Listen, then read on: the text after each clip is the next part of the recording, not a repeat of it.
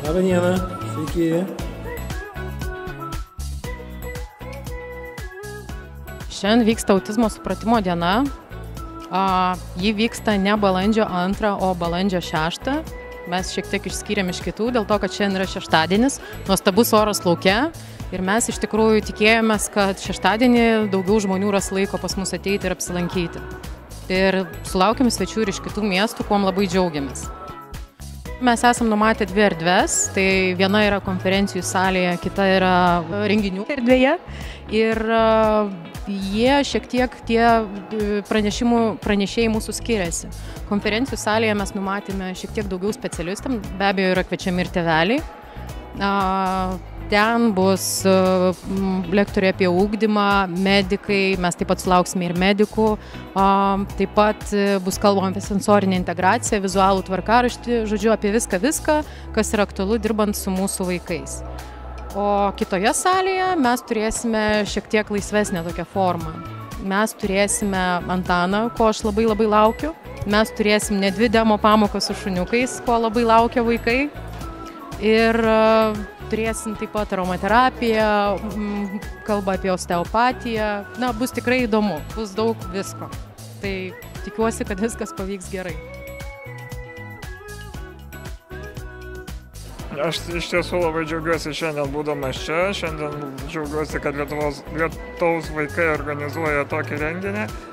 Nes iš tiesų kuo daugiau tokių renginių ir kuo daugiau bus kalbama apie negalę ir apie sunkumus, su kuriais susiduria tėvai ir vaikai su autizmo spektro sindromu, tuo greičiau pokyčiai vyks Lietuvoje. Ir be abejo, tie pokyčiai priklauso ne vien tik tai nuo vyriausybinio organizacijų, bet lygiai taip pat ir nuo politikų požiūrio į negalę. Todėl manau, kad visi drauge susitelkę galime keisti požiūrį ir kurti tokią šalį, kurioje visiems būtų gera gyventi. Na, aš galiu tik tai pasidžiaugti, kad šioje kadencijoje Seime yra įkurta neįgaliųjų teisių komisija. Tai natūralu, kad būtent negalios temos parlamente turi visiškai kitokį garsą. Tiksliau tariant, yra labiau girdimos ir natūralu, kad dėmesys šioms temoms yra žymiai didesnis negu prieš tai. Na, palinkėjimas, ko gero, būtų drąsiai kalbėti apie negandas, su kuriamis susiduria, drąsiai kreiptis pagalbos, jeigu jos reikia, ir niekada nepasiduoti. Šiandien mano pagrindinė žinia yra ta, kad jau mes dokumentuose tikrai judame į priekį ir labai esame neblogai pasiruošę inkliuzijai. Tačiau klasės lygmenyje, dirbant konkrečiai su vaikais, turinčiais ypatingų poreikių, tai dar mums ilgas kelias prieš akį. Ir tiesiog kalbėsiu apie tai, kaip mes galėtume tvirčiau, užtikrinčiau ir drąsiau žengti tuo keliu, padėdami vienas kitam, o nežiūrėdami vienas į kitą kaip į priešininkus. Mes šiandien su Kija esame Mažvydo bibliotekoje. Balandžio mėnuo yra autizmo supratimo mėnuo. Šiandien mes buvom paruošusios 2 užsiėmimus vaikams. Vienas užsiėmimas buvo iki mokyklinio amžiaus vaikams, kitas užsiėmimas dar mūsų tik tai laukia. Jisai yra pradinių klasių vaikam. Gelbėjom kartu su Kija Velykas, nes jos turi įvykti, ar ne? Turi Kija įvykti Velykos? Turi. Pirmas užsiėmimas įvyko gan neblogai, ar ne? Mes išgelbėjom Velykas, surinkom margučių. Kija, duok 5 už margučius. O šitai.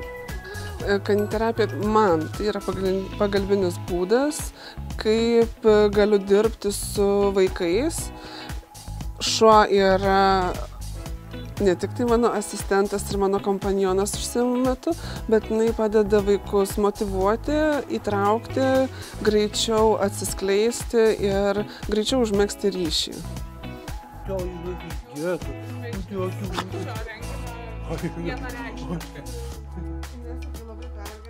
Mes pristatom Vilniaus Šilo mokyklą, tai yra bendrojo ugdymo mokykla teikianti specialų ugdymą. Tai žodžiu, mokosi vaikučiai nuo 3 metų iki 21. Turim dabar 20 klasių ir dar dvi vieną iki mokyklinę, vieną prieš mokyklinę. Domimės naujovėmis ir kviečiam mokytis mūsų mokyklai. O iš tikrųjų tai autistiškiem vaikams esam irgi pasiruošę priimti ir taikom naujas metodikas. Paimsi interviu? Tada. Aš tėčio paimsi interviu? Tėtį pakalbės. Mes esame palaimintojo Tėvheliaus Matulionio gimnazija ir mes dirbame irgi mokykla vidurinė, 12 klasių, tačiau kiekvienoje klasėje yra mokinių su specialiaisiais poreikiais, taip pat ir su įvairiapusių raidos sutrikimu. Tai inkliuzinė mokykla, po 1-2 vaikus klasėje ir ši mokykla yra katalikiška mokykla. Taip kad vienuolės yra mūsų steigėjos Asumpcion vienuolyno. Ši mokykla tikrai yra labai įdomi, atvira visiems, ne tik mokiniams su spec poreikiais, yra atvira visiems ir užsieniečiams, ir pabėgėlių vaikams, ir iš Sirijos, ir iš Irako turėjo mokinių įvairių tautybių. Vilniaus Karaliaus Mindaugo mokykla. Pristatome specialiojo ugdymo mokinių klasių veiklos ugdymą, gal tai pasakysiu. Mokytojos Dalia, mokytoja Ingrida už nugaros jau stovi. Iš tikrųjų, tai visos priemonės, kurios matomos va čia ant stalo, tai viską padarė pačios mokytojos ir naudoja savo darbe. Mes esame VŠI Išties pagalbos ranka įmonė, 3 dienos centrai įsikūrę Kaune, vaikams autistams su raidos negale, atsilikimu ir pas mus vaikai gauna psichologo konsultacijas, ergoterapiją, yra dailės terapeutai, užimtumo specialistai, kur kažkokios veiklos, tai dienos centrai tiesiog įsikūrę Kaune. Tyrinėliai, kurie padeda, pati turiu vaiką autistą, 14 metų, kaip paauglystė visiems pačiame žydėjime, mes iš tikrųjų sutvarkėm vaikų nerimą, stresą, miegą ir tiesiog pagerėjo mūsų gyvenimo kokybė. Ir todėl, kaip sakyt, visai neplanuotai tai patapo mano pačios veikla, kurią labai mėgaujuosi ir man tiesiog patinka iš tikrųjų tai daryti ir padėti žmonėm ir gauti žmonių žinutės, kad ačiū, mano vaikas miega, ačiū, mano vaikas nebeagresyvus. Šiandien reklamuoju muzikos terapijos paslaugų centrą, kuriame dirba 4 specialistės: Solveiga, Marina, Nadežda ir Jurga. Ir kartu skaitau pranešimą. Muzika yra neverbali komunikacija, tai yra stipraus poveikio moksliškai pagrįsta veikla, kuri yra reikšminga vaiko vystymuisi, tai rodyta moksliniais tyrimais ir muzika yra ta vieta, kuri sujungia specialistą su vaiku ir muzika aktyvina smegenis. Apie muziką galima kalbėti visą valandą ir ilgiau. Pristatinėjau metaforinės asociatyvinės kortas, psichologinio konsultavimo metodą. Tai yra įrankis, kuris padeda pažvelgti į save, kuris padeda išsigryninti galbūt kažkokius matymus, problemas savo, kitų kampų pažvelgti, aktyvina intuiciją, stimuliuoja. Aš esu Viktorija Palubeckienė, esu vaikų psichiatrė ir žirgų terapijos specialistė. Ir šiandien pristatau šitą smagią, ugdančią, lavinančią veiklą. Kokia tai veikla? Tai yra ugdymas, į kurį yra įtraukiami žirgai, ar ne, ir dirbama dažniausiai su specifiniu poreikiu turinčiais vaikais arba emocinių sunkumų turinčiais vaikais. Tai tiesiog žirgai padeda geriau pažinti save, kurti ryšį su kitais, su aplinka, su savimi. Tai mes maitinam arklius, šukuojam arklius, jodinėjam, visą ką veikiam iš tikrųjų. Esu Aušra Kriškoviecienė, specialiosios olimpiados programos jaunieji atletai koordinatorė Lietuvoje. Pristatau šią programą čia, ši programa skirta spec poreikių vaikams, turintiems raidos sutrikimų.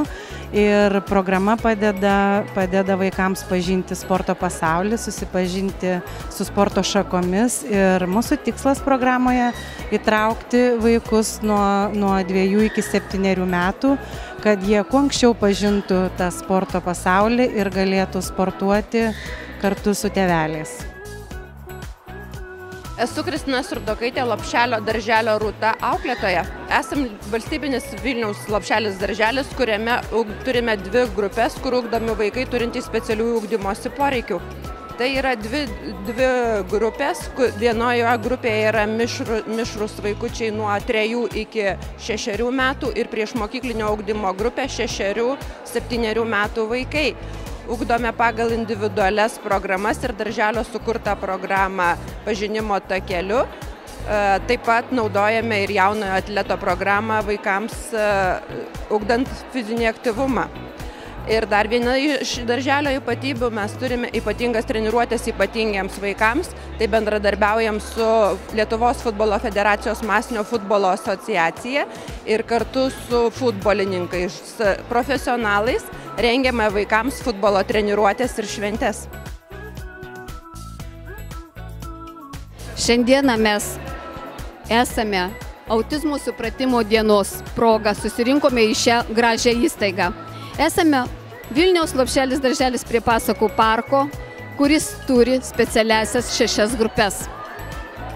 Šis darželis yra turinti specialiasias grupės, kuriame yra ugdomi vaikai rusų, lenkų kalbomis. Kiekviena grupė turi specialioji grupė bent po 4–6 specialių poreikių vaikus, tai yra autizmo spektro arba autizmo turinčius vaikus. Todėl mums tai yra labai aktualu. Tomatės terapija ir kartu Fobreino ausinės pristatau taip pat. Na, tai yra tiesiog garsinės terapijos, kai per klausimąsi, per ausis veikiame nervų sistemą. O Fobreino ausinės yra skirtos darbui namuose, darbui su vaiko balsu. Uždedame ausinės, čia yra mikrofonas. Ir, žodžiu, kasdieną, pavyzdžiui, 5 metų vaikui reikėtų 15 minučių skatinti jį kalbėti, daryti garsinius pratimus, dainuoti, jeigu dainuoja.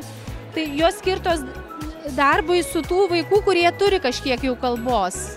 Jos labiau tinka tiem, kurie jau turi kažkiek kalbos. Ir įvairiem dalykam, tiek susikaupimui, tiek kalbai, žodžiu, Fobrein ausinės toks įrankis tėvam ar specialistam, logopedam dirbti savo darbe. Pažinimo spalvos. Kam to reikia? Kodėl mes čia įsikūrėme? Įsikūrėme visai neseniai, tik tai nuo vasario mėnesio. Pradėjom darbą nuo vasario 6 dienos. Studija pradėjo darbą būtent su skambančiais indais. Vėliau prasidėjo grupės, saviraiškos grupės vaikų.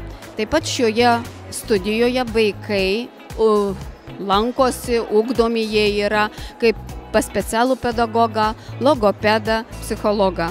Yra individualios ir grupinės tokios pamokėlės. Tai aš esu psichologė Edita Zevičiūtė ir atstovauju Menar akademiją. Mes mokome specialiųjų poreikių vaikus matematikos. Pastebėjom, kad specialiųjų poreikių vaikams labai tinka šita metodika, kurią mes atsivežėme iš Oksfordo universiteto. Ir pastebėjome, kad vaikai, mokydamiesi matematikos, jiems labai patinka šita metodika, jiems yra labai patraukli ir nusiramina, išmoksta būti mokiniais, moko susikaupti, sukoncentruoti dėmesį, klausyti mokytojo.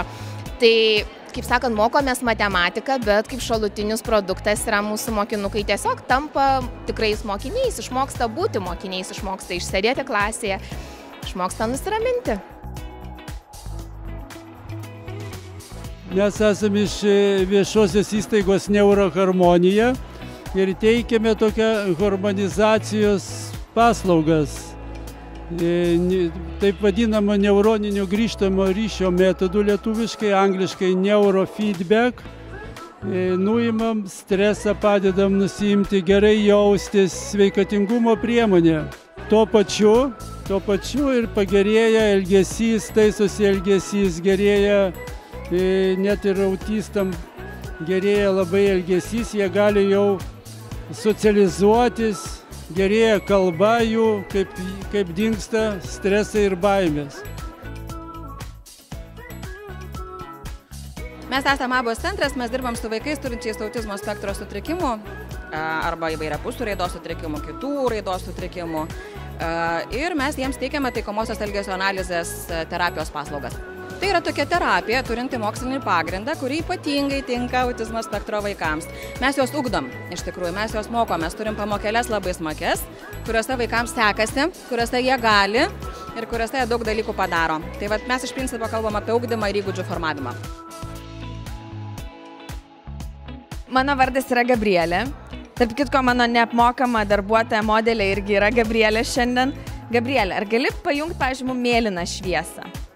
Ir mums ten keičiasi švieso. Žalia dabar. Pajung daugiau kokių šviesų, matai?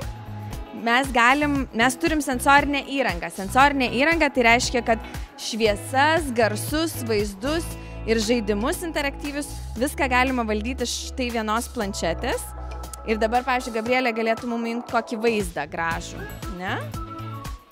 Ir labai paprastas valdymas, jis yra skirtas atsipalaidavimui, susikaupimui, mokymuisi, pažinimui gamtos, pažinimui savo visokių jausmų, socialinių dalykų, psichologinių įgūdžių. Tai darbas vyksta su grupe arba su vienu žmogum paprastai bet kokioje erdvėje, nes viską galima persinešti ir susijungti į televizorių arba į projektorių, namie arba mokyklai.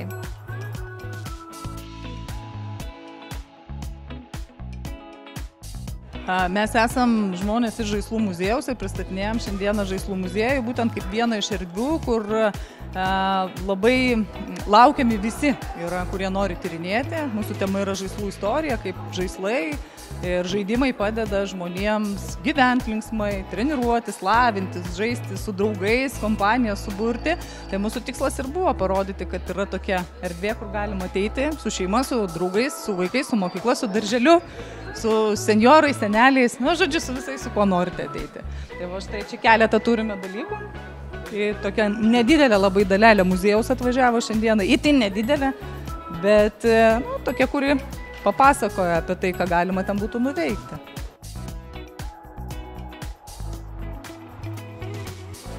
Esame edukacinių žaislų įmonė, gaminame edukacinius žaislus vaikams, žaidimui, kūrybai, terapijai. Čia šviečiantis molbertas.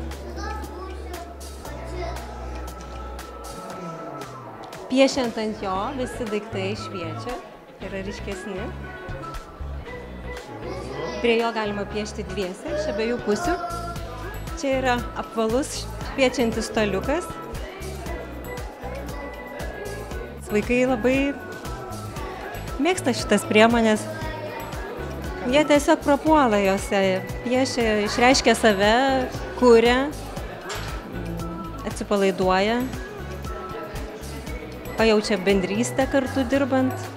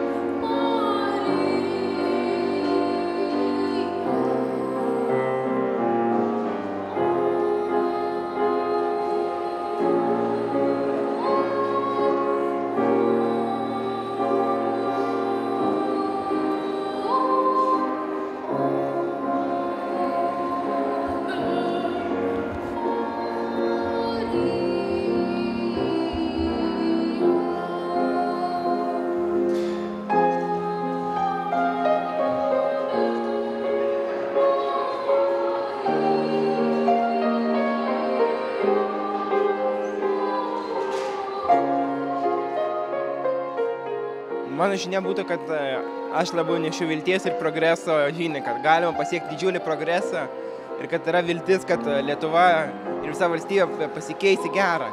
Kad mano vaikystėje nežinojo nei kas yra autizmas, nei buvo jokios pagalbos. Dabar pažiūrėkime.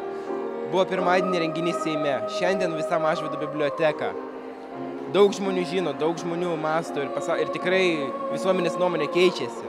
Aš labiau nešiu žinią, kad viskas į gerą, o Lietuvos vaikų organizacijai linkiu, kad klestėtų ir toliau skleistų savo žinią. Visą laiką galima aktyviai prisijungti prie veiklos, daug labai renginių, organizatorių patariu visus, kas gali prisijungti prie pačių Lietuvos vaikų asociacijos. Asociacija tikrai labai daug organizuoja, visi šitie renginiai organizuoti asociacijos Lietuvos vaikų yra, tėvų. Organizuoti renginiai yra ir tikrai labai daug jie padeda skleisti žinią apie autizmą bei šviesti visuomenę. Veikia tokia pagalba. Galim paremti skiriant 2 procentus visada. Jie bus skiriami specialistų informavimui, renginių organizavimui, specialistų ruošimui. Šis visoms įmanomoms reikmėms asociacijos.